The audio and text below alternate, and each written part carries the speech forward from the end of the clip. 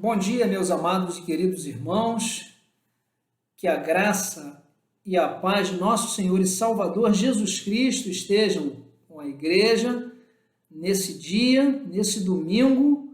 Esse é o dia que fez o Senhor, regozijemo-nos e alegremos-nos nele.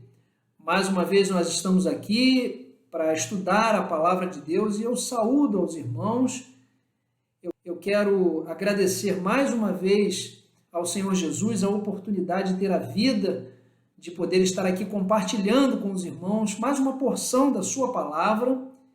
Quero também agradecer à irmã Rebeca mais uma vez pela oportunidade que me concede de trazer aos irmãos o estudo da Bíblia através da nossa revista, que está dando ênfase ao Sermão do Monte, quando estaremos vendo mais alguns detalhes acerca das bem-aventuranças, e eu espero que os irmãos estejam acompanhando e sejam edificados, como eu fui muito edificado ao estudar essa lição, ao poder entender um pouco mais do Senhor Jesus e da sua palavra através desse texto. Quero agradecer também ao irmão Jonatas, agradecer pela bênção que tem sido nosso irmão no trabalho de comunicação da igreja, né? Também no trabalho do evangelismo através da música, os irmãos que têm atuado nessa esfera, nessa área. Quero agradecer a confiança, mais uma vez, do meu querido pastor Milton Filho, pela oportunidade que o pastor também nos concede de falar nessa manhã à igreja, né? E dizer aos irmãos que é muita alegria, irmãos, estar aqui hoje compartilhando com vocês, né, desse estudo. Nós estaremos nesse momento orando ao Senhor, pedindo a direção de Deus. Eu quero que o irmão e a irmã, onde estiverem agora, estejam orando comigo nesse momento. Em nome de Jesus, Senhor, nós te agradecemos por estarmos mais uma vez nesta manhã, podendo estudar, ó Deus, a tua palavra. Senhor, fala aos nossos corações por intermédio do teu Santo Espírito. Nós te pedimos em nome de Jesus. Amém. Queridos irmãos e irmãs, nós estamos nos detendo no estudo desta lição no conhecido Sermão da Montanha, chamadas bem-aventuranças, né? E lá no texto de Mateus, capítulo 5, de 1 a 12, que é o texto que nós vamos usar para esta manhã, nós vamos ler nesse momento o que a palavra de Deus nos traz. E Jesus, vendo a multidão, subiu a um monte, e assentando-se, aproximaram-se dele os seus discípulos, e abrindo a sua boca, os ensinava, dizendo: Bem-aventurados os pobres de espírito, porque deles é o reino de Deus, o reino dos céus. Bem-aventurados os que choram, porque eles serão consolados. Bem-aventurados os mansos, porque eles herdarão a terra. Bem-aventurados os que têm fome e sede de justiça, porque eles serão fartos. Bem-aventurados os misericordiosos, porque eles alcançarão misericórdia. Bem-aventurados os limpos de coração, porque eles verão a Deus. Bem-aventurados os pacificadores, porque eles serão chamados filhos de Deus. Bem-aventurados os que sofrem perseguição por causa da justiça, porque deles é o reino dos céus. Bem-aventurados sois vós, quando vos injuriarem e perseguirem e mentindo, disserem todo mal contra vós por minha causa. Exultai e alegrai-vos, porque é grande o vosso galardão nos céus, porque assim perseguiram os profetas que foram antes de vós. Que Deus abençoe a sua palavra. Meus irmãos, nós somos confrontados com um texto profundo da palavra de Deus, com uma passagem que realmente, eu diria para todos nós nessa manhã, que é um divisor de águas, né, dentro da palavra. É quando Jesus, que é enviado pelo Pai a este mundo, ele traz consigo a realidade de um evangelho que não é um evangelho diferente, é o único evangelho, é o evangelho da graça, onde nós somos confrontados com a realidade de ser um verdadeiro cristão. E eu confesso para os irmãos e irmãs que, ao iniciar essa lição, eu fiquei pensando como é que eu faria para trazer isso para vocês?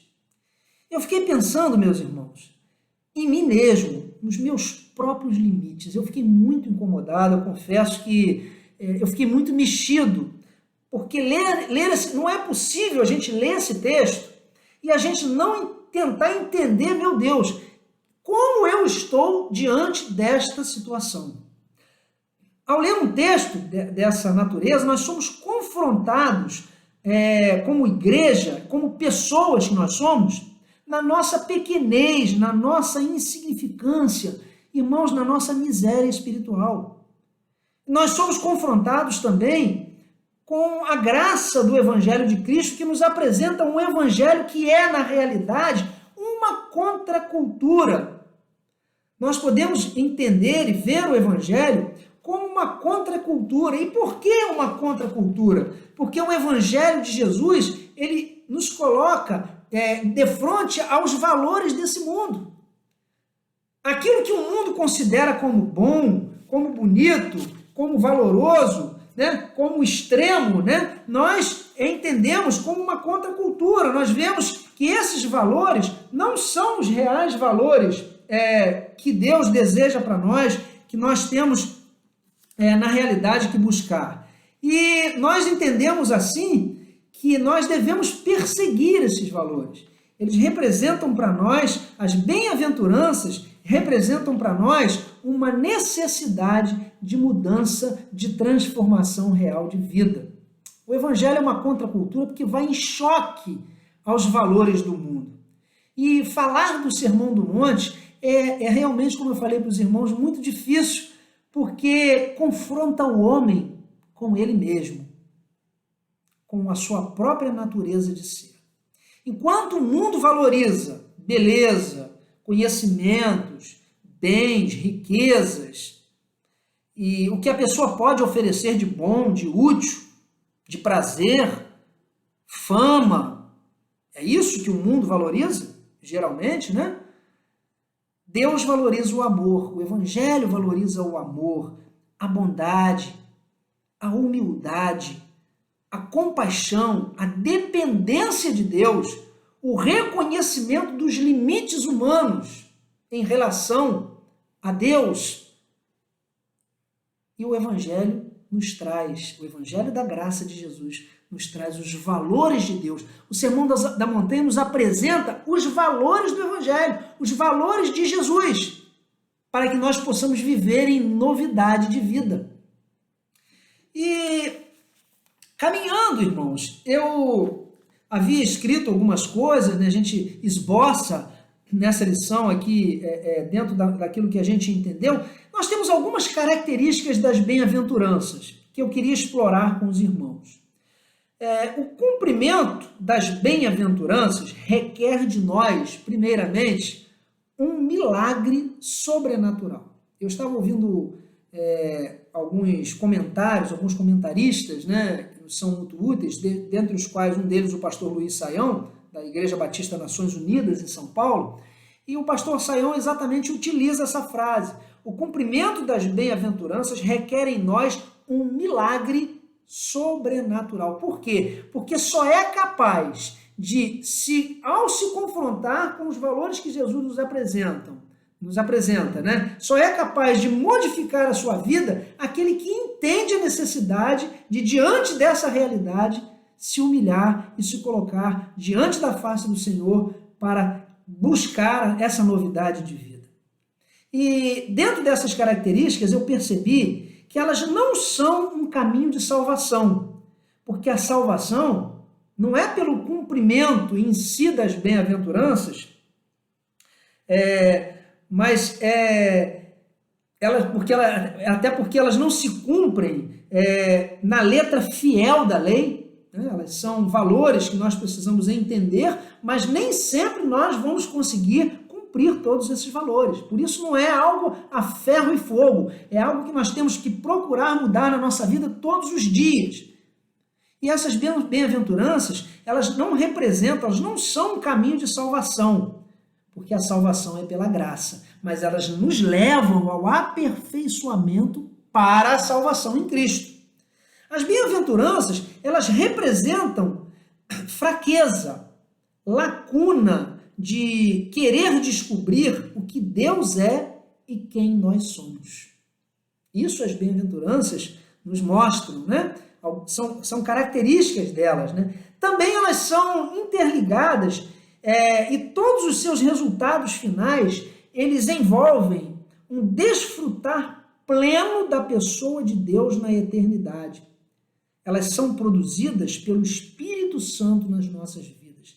Então, isso quer dizer que, mesmo a gente não conseguindo realizar e ser pleno em todas elas, porque elas são apresentadas por Jesus como uma maneira de ser, uma maneira de trilhar o caminho para a salvação, as bem-aventuranças, então, elas estão interligadas com os seus resultados finais, envolvendo o quê? Um desfrutar pleno da pessoa de Deus na eternidade. Ou seja, nós estamos sendo, ao cumprirmos essas bem-aventuranças, esses mandamentos, essas leis que Jesus nos apresenta como boas leis, diferente das leis que eram apresentadas pelos fariseus, né? Cumprir a lei rigidamente, como nem eles mesmos cumpriam, os escribas e os fariseus. Essas leis de graça de Jesus são nos apresentadas para que nós possamos nos enchermos do Espírito Santo e chegarmos ao pleno conhecimento de Deus e ao céu.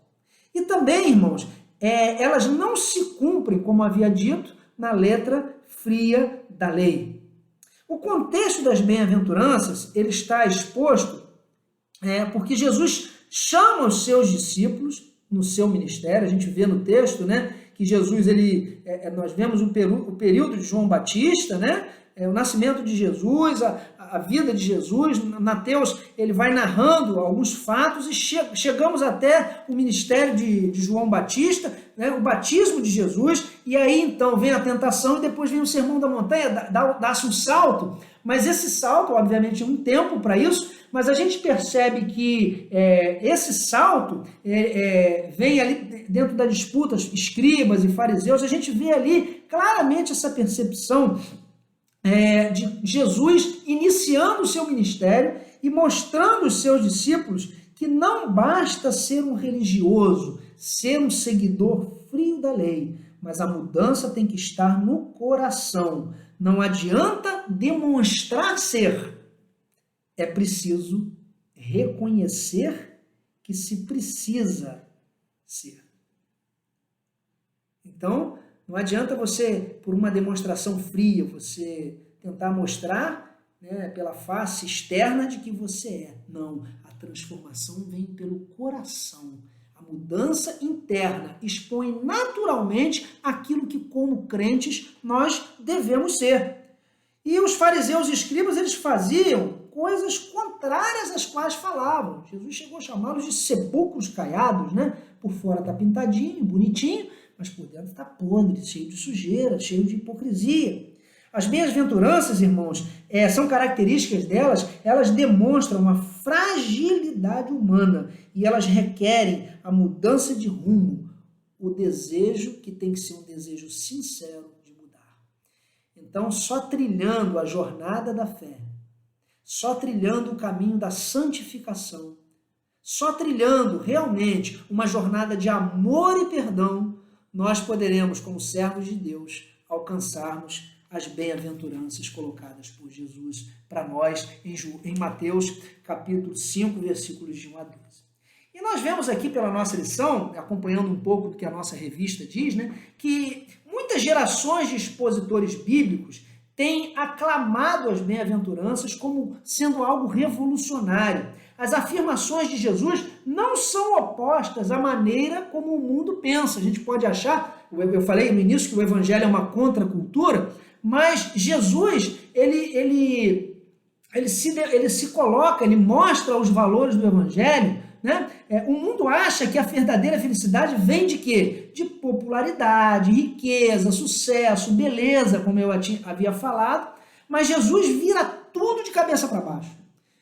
Jesus, ele modifica aquela situação e ele declara que a verdadeira alegria que vem do conhecimento, do favor divino, pertence àqueles que parecem estar no topo do mundo, não pertence, perdão, não àqueles, né, não pertence àqueles que parecem estar no topo do mundo, mas aos pobres de espírito, aqueles que choram, aqueles que têm fome de justiça. E nós vamos detalhar um pouco isso, né, ao contrário dos religiosos, que apresentam a apreciação de si mesmos bastante elevada, que contam o que fazem, mencionam suas boas obras, se apresentam muitas vezes de forma indelicada, mostrando superiores aos outros, né? Muitas pessoas são assim. É um pensamento daqueles que contabilizam os seus feitos, né? Avaliam os seus méritos e se comparam com aqueles que agem de forma inferior a eles. Tem pessoas que gostam de mostrar aquilo que fazem, né? Dizer, falar das ações, daquilo que realmente fizeram, né? Para se destacar, né? As bem-aventuranças nos requerem uma posição diferente. Elas nos dão uma lição de como nós devemos ser diante de Deus, né? Elas são mais do que uma lição de moral ou de um código de ética. Elas se tratam de um perfil de caráter do cristão, contrastado com os valores transitórios deste mundo.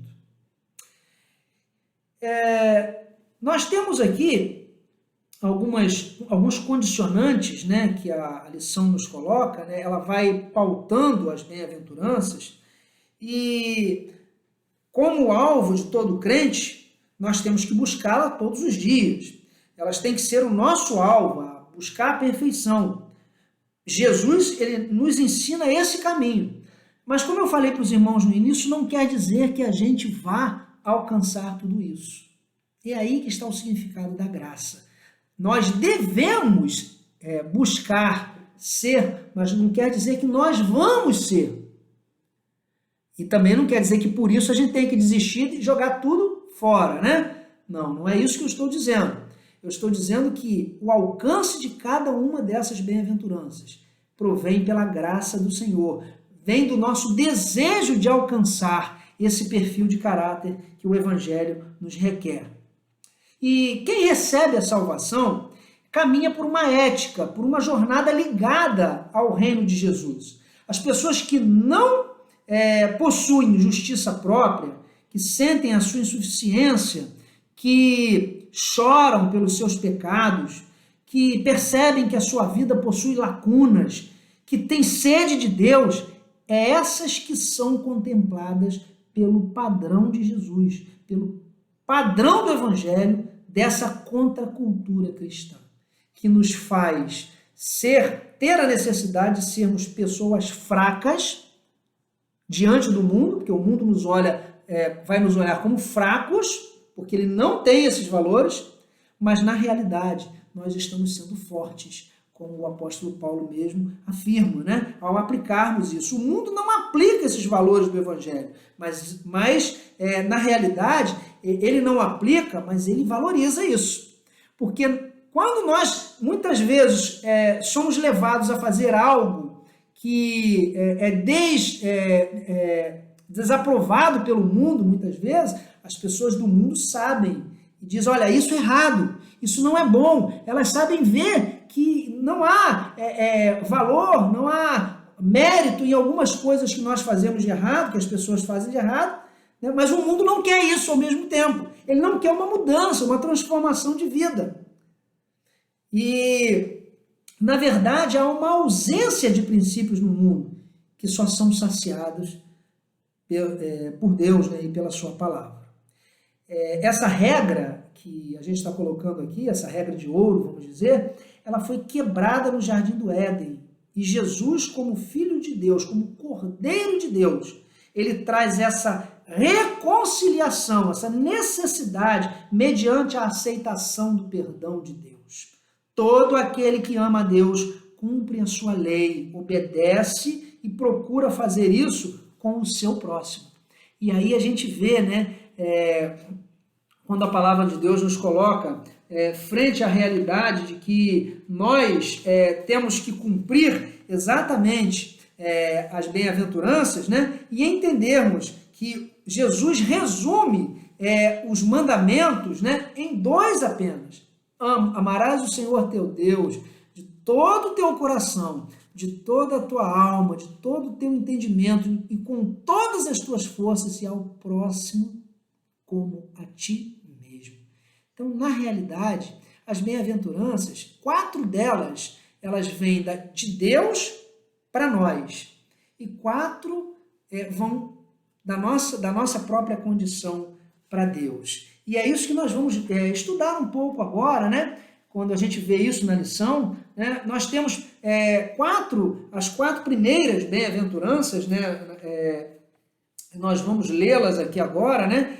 A palavra de Deus fala, né? Os humildes, né? Primeiro a palavra de Deus fala no capítulo 5, no verso 3. Bem-aventurados os pobres de espírito, porque deles é o reino de Deus. Depois ela fala, bem-aventurados os que choram, porque eles serão o quê? Consolados. Depois a palavra de Deus nos fala, bem-aventurados os mansos, porque eles herdarão a terra. E depois ela fala, bem-aventurados os que têm fome e sede de justiça, porque eles serão fartos. Então nós temos aí esse primeiro conjunto que a gente vê, como eu havia falado, o reflexo dos mandamentos, ele se resume em apenas 2, como diz Lucas 10, de 27 e 28, Jesus resume em apenas 2, e nós temos aí as 4 primeiras bem-aventuranças expondo essas condições, as 4 primeiras, né, que refletem o relacionamento do crente com Deus, e as 4 últimas vão refletir, né, o relacionamento de Deus para com os crentes, né? Então, com o servo dele, né? Então, nós temos aí, como primeiro exemplo, os pobres de espírito. Quem são os pobres de espírito? Os pobres de espírito, né, são aqueles que são humildes, né?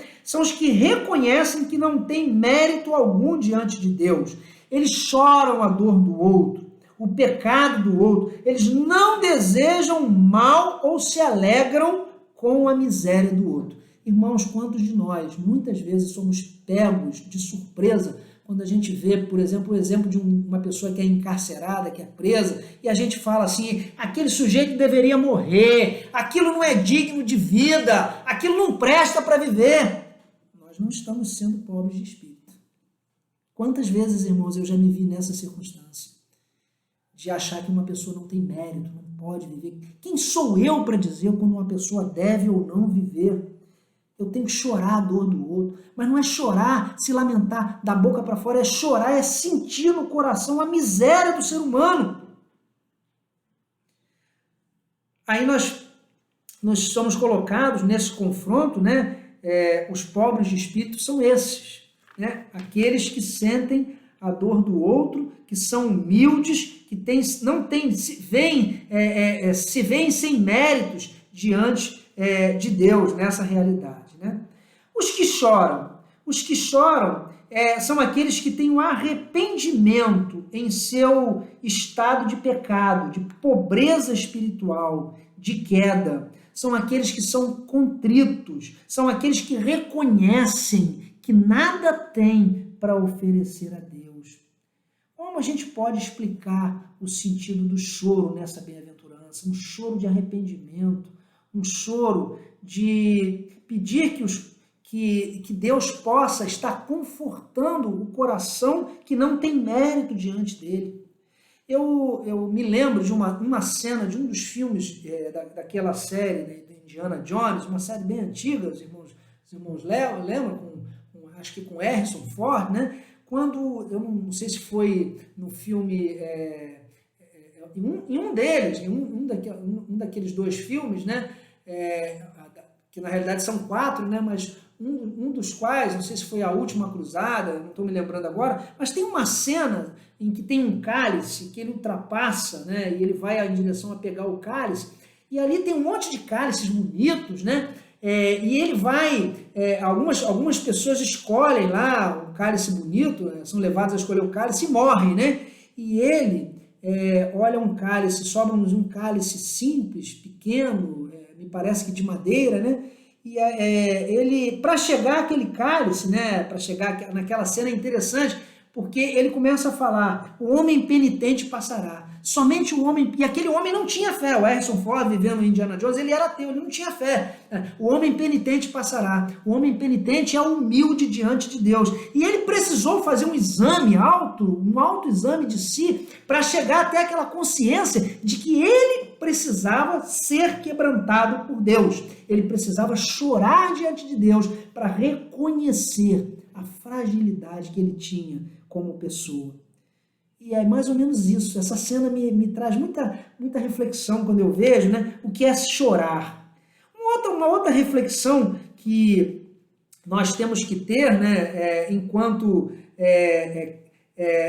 crentes, né, que refletem também o relacionamento do ser humano com Deus, né, do crente na realidade de Deus com o ser humano, né, que são as 4 primeiras, os mansos. Os mansos são humildes, são autocontrolados. E o que é ser manso? É você ser bobo? É a pessoa fazer de você o que quer? Deus não requer no seu reino uma pessoa boba. Nós temos exemplos aí de pessoas mansas, como Moisés, por exemplo, que foram grandes líderes. Josué, grande líder, mas são mansos. Tem palavras boas, palavras edificadoras, palavras que trazem alegria, esperança, ditas temperadas com sal, como a gente conhece, né? Os mansos são humildes, são autocontrolados, né? Isso reflete o relacionamento do crente com Deus, um ser autocontrolado. Primeiro, um ser pobre de espírito. Segundo, um ser que chora, que reconhece a sua miséria espiritual. E terceiro, um ser que é o quê? Que é manso. E a quarta, né, é os que têm fome e sede de justiça. Mas não é aquela fome e sede de justiça para matar ninguém, não. É de ver a pessoa, dar a cada um o que é seu, né? De ver a pessoa receber algo, ver o outro receber algo que é seu, né? Aquele que tem um desejo, né, de ver um bom estabelecimento de um princípio, né? E nós vemos aí essa fome e sede de justiça como a virtude de dar a cada um que é seu, de ter fome, de sentir a necessidade de dar às pessoas o que lhe é devido. O crente deve ter fome e sede de justiça moral, deve desejar se conduzir ou se comportar conforme Deus quer. Ele deve mudar e viver para agradar a Deus. O crente deve ter fome e sede de justiça, deve ter como preocupação atender os pobres, libertar os oprimidos, promover os direitos humanos. A gente tem que ter isso no nosso coração e não desejo de ver ninguém morrer, ninguém ser... Tem gente que olha assim, às vezes tem um prazer de falar mal, de ser maledicente, de falar mal da vida do outro, de se alegrar na desgraça do outro. Não, irmãos. Não, essa não é a fome e sede de justiça que Deus quer que a gente tenha, não. É de ver exatamente o cumprimento da necessidade do outro, né? Aquilo que o outro precisa, né? A recompensa que o crente tem de uma conduta justa será recompensada de modo que a sua vida será farta de justiça. Porque, irmãos, as bem-aventuranças, elas são como um bumerangue. Elas trazem para nós deveres, condições que a gente precisa estabelecer, mas elas trazem promessas também. Se nós olharmos, cada uma dessas bem-aventuranças traz para o crente, para nós, uma promessa de Deus. Cada uma delas, né? Cada uma traz uma promessa. E depois, irmãos, agora nós já vimos as 4 primeiras, que refletem o relacionamento do crente com Deus, e as últimas 4 refletem o quê? O relacionamento de Deus para conosco, né? A gente vai agora ver nessas primeiras 4, aliás, elas refletem o relacionamento do ser humano para com Deus. E agora nós vamos ver o relacionamento, né, de Deus para conosco, né? Nós vamos ver agora, né, essas 4 últimas, né, que são bem-aventurados os misericordiosos. Aí a relação, né, homem-homem. Ter misericórdia é partilhar do sofrimento alheio. Qual de nós tem misericórdia? Nós podemos, eu fico sempre me perguntando, eu posso ser misericordioso? Eu tenho condição, né, de ser misericordioso? os que têm compaixão. A palavra misericórdia vem do latim miseratio, que é compaixão, mais cordis, que é coração. Miseratio e cordis dá exatamente misericórdia, o ato de um coração compadecido. Uma relação homem-homem necessita de quê? De ter um coração compadecido. Os limpos de coração. Os limpos de coração, eles reconhecem que precisam de Deus, porque são pecadores que precisam ser o quê? Purificados. Os limpos de coração são transparentes. Não há falsidade no limpo de coração. Ter um coração limpo é ter um coração que pode ver a Deus. Só a limpeza e a pureza podem nos levar a ver a Deus. Os pacificadores. Ser pacificador é ao contrário, né, de ser maledicente. Não é ser, entre parênteses, no senso comum, ser fofoqueiro, intriguento, mas é ser pacífico, é aquele que apaga a briga, a discórdia. Tem um coro antigo que diz assim, mostra amor por alguém, remove, né, imprime-lhe qualquer bem, remove a discórdia, promove a concórdia. Sim, mostra amor por alguém. Você é pacificador? Eu sou o pacificador? Que em toda situação, o pacificador ele procura a paz. Ele procura ser um instrumento da paz. Ele não paga para ver uma briga. E tem gente que paga. Infelizmente, eu já vi crentes pagarem para ver uma briga. Na igreja, nós precisamos ser pacificadores. Precisamos amar, irmãos, a todos os irmãos. Precisamos ser pacificadores nas nossas assembleias, né? Quantas e quantas assembleias eu vi, desde a minha juventude, às vezes eram verdadeiras brigas, confusões. Crente não pode ter confusão. O crente tem que crer no Senhor, orar pela vida do seu pastor, receber a condução do pastor, né? Orar pela vida dos diáconos, da liderança da igreja, orar pela vida do seu irmão, para que ele não entre em atrito com outro irmão. Isso é ser pacificador. Porque se você não consegue ter uma vida de paz, ser pacificador dentro da igreja, dentro do corpo de Cristo, como você vai ser pacificador lá fora? No mundo? O mundo nos desafia isso. Porque isso aí o mundo tem lá fora. Briga, confusão. Aliás, ultimamente nós temos visto muito isso, né? Como é que a gente pode ensinar o mundo se nós mesmos muitas vezes não aprendemos? E a última condição dessa relação homem-homem, né, porque as 4 primeiras, relação homem-Deus, as 4 últimas, relação homem-homem, são os que sofrem perseguição por causa da justiça. São os perseguidos injustamente. Quando você for perseguido no seu trabalho, na escola, na universidade, deixe que Deus haja por você. E Jesus fala, exultai e alegrai-vos, no versículo 12, porque é grande o vosso galardão no céu. Olha, o sofrimento pelo Evangelho, ele produz alegria no crente. Porque você está sofrendo por algo que é justo. Por isso que o Evangelho é uma contracultura. Esse sofrimento traz alegria, uma alegria, um gozo espiritual. Por quê? Porque você sabe que você está sofrendo por algo que vale a pena sofrer, que é o que é correto, que é o que é justo, que são os verdadeiros valores que têm que ser vividos por uma pessoa, por um servo de Deus.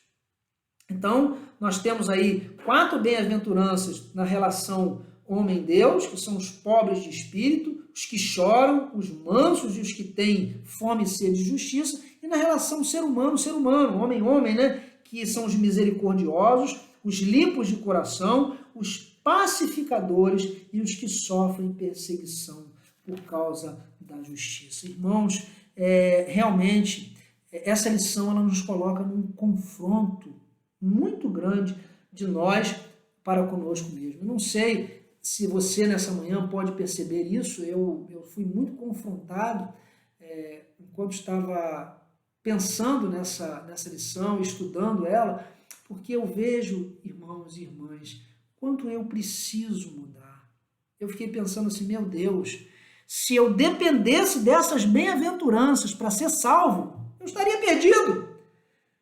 Mas é exatamente isso que Deus não quer que eu pense. A graça de Jesus me leva a desejar ser bem-aventurado e a querer cumprir essas leis, esses mandamentos que o Senhor me coloca. É assim que eu tenho que pensar. Eu sei, irmãos, eu não sou insensato, eu não sou inocente ao ponto de não enxergar que eu jamais conseguirei cumprir o que está aqui. Mas eu tenho que lutar para cumprir, porque o aperfeiçoamento dos santos, ele vem exatamente pelo desejo sincero que está no coração de querer cumprir a palavra de Deus, porque é Deus quem completa a boa obra, é Ele quem aperfeiçoa em nós o desejo sincero no coração de querer ser aquilo que Ele realmente deseja, quer que nós tenhamos que ser. E a nossa lição, ela se conclui nessa manhã, o autor da nossa lição, ele fala muito claramente o seguinte, lá na página 30, todos os crentes devem demonstrar todas as características detalhadas aqui. Ele fala todos os crentes devem, mas nem todos os crentes podem isso, né? É tão difícil. O Evangelho requer de nós uma segunda natureza, porque a nossa primeira natureza é o pecado, e a segunda natureza é a natureza do arrependimento. Crentes não têm a liberdade de escolher alguma área especial e negligenciar outras, mas são chamados a crescer em todos os aspectos, como nos fala Efésios 4:15. É uma inversão de valores em relação ao mundo. Essa inversão de valores, como diz assim, ela nos é básica na relação com a Bíblia, na religião, né, que a Bíblia nos coloca. O mundo nos impõe determinados valores, mas nós temos que entender que os verdadeiros valores são esses que nós vimos aqui. Deus tem métodos que muitas vezes para nós parecem confusos, porque exaltam o humilde, humilham o orgulhoso, chamam os primeiros os últimos os primeiros. Jesus parabeniza aqueles a quem o mundo mais despreza e os chama bem-aventurados. Irmãos, eu tinha um professor no curso de filosofia que ele era um professor muito querido, né? Assim, muito bom. O irmão Tadeu, né? Que também nós estudamos juntos em determinado momento ali, meu amado querido pastor Tadeu. Nós tínhamos um professor que era alemão e ele, certa vez na sala de aula, nós tivemos, eu e ele tivemos um diálogo muito interessante. Como ele disse uma vez, ele disse assim: Fernando, eu não entendo o Sermão do Monte. Como é que pode uma pessoa humilde, aquilo me deixa, como é que pode você ser humilde de coração, bem-aventurado misericordioso, bem-aventurado que tem fome de justiça, bem-aventurado que chora? Eu não entendo o Sermão do Monte. E eu fui, assim, muito carinhosamente debatendo com ele, nós fizemos uma grande amizade, uma boa amizade. Eu cheguei a fazer algumas 2 disciplinas com ele, né? E ele assim, sempre colocava, toda aula ele colocava coisas para mim, assim, me instigava com respeito ao Evangelho, a Deus, e assim, ele brincava comigo dizendo que você só fala em Deus nas aulas, em Deus. Eu falava, não, professor, eu só falo em Deus porque o senhor sempre me traz a necessidade de falar em Deus, né? Irmãos, nós terminamos as disciplinas e ele assim não demonstrava assim acreditar no Senhor, mas ele me contou aspectos da vida dele que marcaram muito a vida dele pelo mau testemunho de pessoas que se diziam cristãos e que levaram aquele homem a não crer na palavra de Deus. Os valores do Evangelho não ficaram presos na vida dele ao ponto de modificar a vida dele, transformá-la. Mas uma coisa eu achei interessante. Quando nós concluímos a disciplina, ele chegou para me deixar muito assim impressionado, né? Eu fiquei assim impressionado. Ele falou assim: Fernando, eu queria muito que você voltasse. Você é convidado a fazer outras disciplinas comigo. Eu falei, professor, mas em todo esse trabalho, esses debates que a gente teve, o senhor está... Não, Fernando, eu gosto de você. Você é bem-vindo nas minhas aulas. E eu fiquei pensando, irmãos, assim, para a honra e glória do Senhor eu faço isso, eu falo isso nessa manhã, pensando na mudança que, de uma forma tão sutil, assim, pequena, que eu pude levar em termos de evangelho na vida daquele homem. Eu fiquei pensando, Senhor, mas eu não fiz muito, eu fiquei pensando exatamente o que nós podemos, enquanto crentes, demonstrar pelas nossas ações, não pelas nossas palavras, mas pelas nossas ações, que nós somos transformados pela palavra de Deus. Talvez aquele professor tenha visto, não nas minhas palavras, porque, irmãos, cá para nós, eu era um dos alunos que tinha mais dificuldade na turma. Mas assim, talvez acho que a palavra de Deus, eu penso que a palavra de Deus, através dessa pobre vida, tenha sido eficaz a ponto de, tenha sido, não, ela é eficaz, tenha sido usada com eficácia para modificar para alguns pensamentos daquele homem a respeito do Evangelho, porque ele conversou tanto comigo sobre tantas coisas da vida pessoal dele, e eu vi o sofrimento, o grau de sofrimento que ele tinha na vida dele por causa de mau testemunho. Por que eu quero deixar para os irmãos nesta manhã, irmãos? Com muito carinho, com muito amor, para que nós pensemos na realidade, irmãos, da necessidade de sermos pobres de espírito, de chorarmos, de sermos mansos, de termos fome e sede de justiça, de sermos misericordiosos, limpos de coração, pacificadores e sofrermos por causa da justiça, porque, irmãos, nós seremos fartos se fizermos assim. No final de tudo, nós seremos vencedores, porque aquilo que o mundo pensa de nós não é a realidade, mas aquilo que nós somos pode ser realidade para o mundo, se nós soubermos levar ao mundo, com o amor do Senhor Jesus, a palavra de Deus como ela realmente deve ser levada. Então essa é a nossa palavra nessa manhã, a respeito do caráter, né? A respeito daquilo que o homem, que o crente deve ser, né? Ele deve ser um bem-aventurado, ele deve ser muito feliz, ele deve ser bastante feliz, como é o significado dessa palavra, sabendo que o Evangelho é uma contracultura, que ele nunca vai ter paz nesse mundo, ele não vai encontrar paz aqui, mas sabendo que através da bondade, do amor, da humildade, da compaixão, da dependência de Deus, ele pode alcançar os valores celestiais. E eu tenho uma pergunta nessa manhã para nós. Quantas dessas bem-aventuranças nós possuímos? Quantas dessas bem-aventuranças nós possuímos? É a pergunta que eu deixo para vocês nessa manhã e para mim também. Que nós possamos alcançar a graça de Jesus, pela graça de Jesus, aquilo que ainda não alcançamos. Lutarmos, irmãos, pelo céu, porque a Bíblia diz que o reino do céu é tomado à força.